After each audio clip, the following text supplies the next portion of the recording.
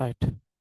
පුතේ එතකොට අපි බලන්න යන්නේ මාන විශ්ලේෂණ ක්‍රමේ දෙවෙනි භාවිතාව. නැත්තම් මානවල දෙවෙනි යෙදීම. සමීකරණයක ආකාරය පුරවකතන කිරීම කියන එක අපි කතා කරා. ඒකේ સિદ્ધාන්ත කැලේ මම ගානකින් සාකච්ඡා කළා YouTube එකේ තියෙනවා. රයිට්.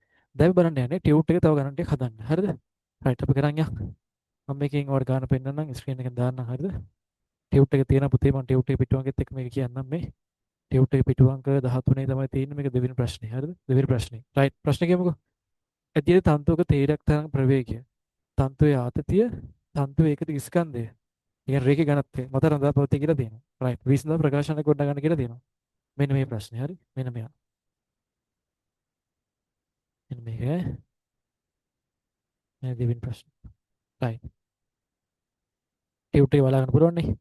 මම ඔයාලට දැන් ගාන හදන්නම්. හරිද? මෙහෙම හදන්න. ගාන හදන්න පටන් ගන්න. රයිට්. කොහොමද කිව්වේ? ඇතියේ තන්තුවක තීරක තරංග ප්‍රවේගය. රයිට්. තීරක තරංග ප්‍රවේගය කියන එක න v. හරි v.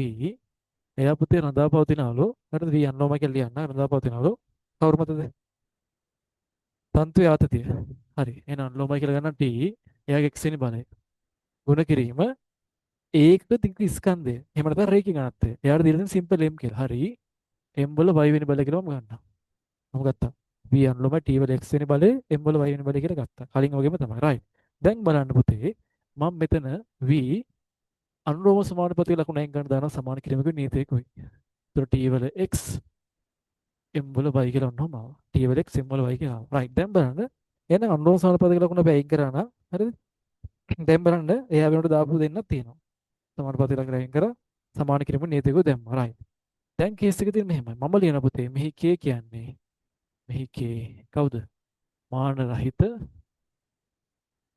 සමානුපාතික නියතය කියලා ලියනවා. සමානුපාතික නියතයකි. මම ලියුවා. right. දැන් මම ලියන්නේ මොකද්ද මේ? වම් පැත්තේ මාන කලින් වගේම ලියනවා. හරිද? වම් පැත්තේ මානත් ලියනවා. දකුණු පැත්තේ මානත් ලියනවා. වම් පැත්තේ මාන ලියමු පුතේ. වම් පැත්තේ ඉන්නේ ප්‍රවේගයක්. හරි. තීරක තරංග වල හරි ගමන් නැහැ. ප්‍රවේගයක් නේ පුතේ. එහෙනම් ප්‍රවේගී මාන කියන්නේ මොනවද? L T ඍණ 1. right. එස් දකුණු පැත්තේ මාන ලියනවා. දකුණු පැත්තේ මානය කියන්නේ කොටු වරහණ සමානයි. right. පුතේ K කියන්නේ මාන රහිත සමානුපාතික නියතය නෙමෙයි තියෙනවනේ මේ. මාන රහිත. එහෙනම් K ට මාන නැහැ. T කියන්නේ පුතේ තන්තුවේ ආතතිය. ඉතින් තේරුම් ගන්න මෙහෙම ආතතිය කියන්නේ බලයක් නේ පුතේ. එහෙනම් බලේ මාන මොනවද? බලේ මාන. බලේ මාන මොනවද? එයා තමයි MLT ඍණ 2. බලේ මාන MLT ඍණ 2. එහෙනම් මෙතන දාන්න පුතේ බලේ මාන කවුද? MLT ඍණ 2. එයාගේ මොන බලයද?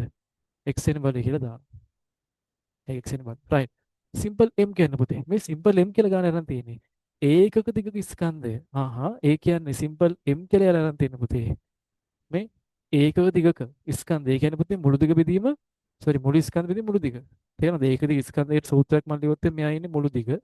මුළු ස්කන්ධ මුළු ස්කන්ධය. මෙයා මුළු දිග. ඔක තමයි එහෙනම් තියෙන්නේ සිම්පල් M එහෙනම්. මුළු ස්කන්ධ බෙදීම මුළු දිග. right. එහෙනම් මම මෙයාගේ මාන හොයන්න M ගේ මාන. M ගේ මාන කියන්නේ පුතේ එහෙනම් M ගේ මානයි මට එනවා. ස්කන්ධේ මාන කියන්නේ M, දිගේ මාන කියන්නේ L. එහෙනම් ML ඍණ 1. අන්න බලන්න. සිම්පල් M මානත් ඒවා. එහෙනම් පුතේ මම දාන සිම්පල් M ගේ මාන කියන්නේ මෙන්න මෙයා.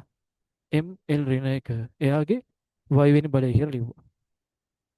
මට මෙතනම තව චුට්ටක් සුළු කරන්න පුළුවන් පුතේ මෙහෙම M අකුර මේ වරහණ අයින් කරන් ඉන්නම්කෝ. එතරම් M වල x වෙනි බලය, L වල x වෙනි බලය, T වල ඍණ 2ක් x වෙනි බලය කියලා ආවා.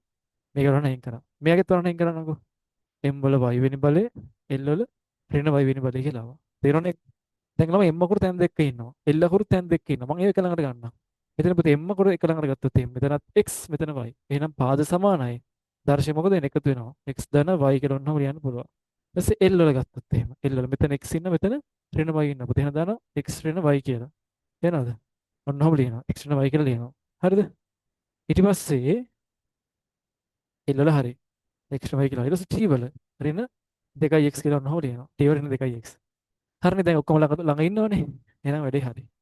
දැන් මම ඔයාලට ඉස්සලා කිව්වා ආයි ලියන්න ඕනේ කෙනා. එහෙනම් සමීකරණයක් පුතේ. සමීකරණයක්. හරිද? නිර්වද්‍ය වීමට මොකද වෙන්න ඕනේ? දෙපස මාන ලියනවා. සමාන විය යුතුයි කියලා. දෙපස මාන සමාන විය යුතුයි. බලන්න තේරෙනවද කියලා වැඩි? සමීකරණයක් නිර්වද්‍ය වෙන්න පුතේ මොකද වෙන්න ඕනේ? දෙපැත්තේ මාන සමාන වෙන්න ඕනේ. ඒක අනිවාර්යෙන් වෙන්න ඕන දෙයක් නේ. right. ඒ කියන්නේ වම් පැත්තේ මාන සමානයි දකුණු පැත්තේ මාන කියලා ලියනවා. මම මේක මකන්නම්කෝ. ඔන්නවම ලියනවා. හරිද? වම් පැත්තේ දකුණු පැත්තේ මාන සමාන කරලා තියෙන්නේ.